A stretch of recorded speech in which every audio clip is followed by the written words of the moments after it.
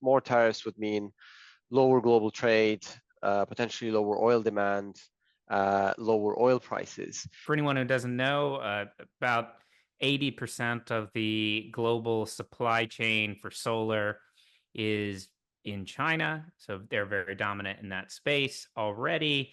I know some of the companies we cover do have a little bit of exposure to Mexico. Just recalling that Enphase, which makes inverters, a couple of weeks ago already announced that they were trimming some of their global workforce and ceasing operations in Mexico. You almost wonder, did they sort of envision this coming and they just got out ahead of it? I know Maxion has historically had solar panels held at the Mexican border, and they yesterday announced that they want to just focus on their U.S. business, and they've sold off their, European and Asian businesses, and they're going to focus on manufacturing out of New Mexico, not Mexico. I think it's important to note, akin to what Mr. Trump did with China by getting both sides of the aisle to push back on China. Same thing he figured out early on in 2016 that pushing back on Iran and the U.S. is a good way to get votes. Now both sides of the aisle, very much agreement on tariffs, partly because we've proved that things like NATO and free trade with the world's largest demand pull economy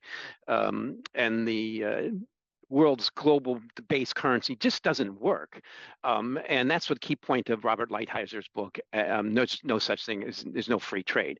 And that's got to be offset with tariffs, because when you have the largest demand pull economy in the world, the easiest place to sell, and you want to sell product to a country like China, you can't even trade their currency open, and it just doesn't work, and it hasn't worked, and we're proving this. So it's going to change. And the bottom line is you have to start with China.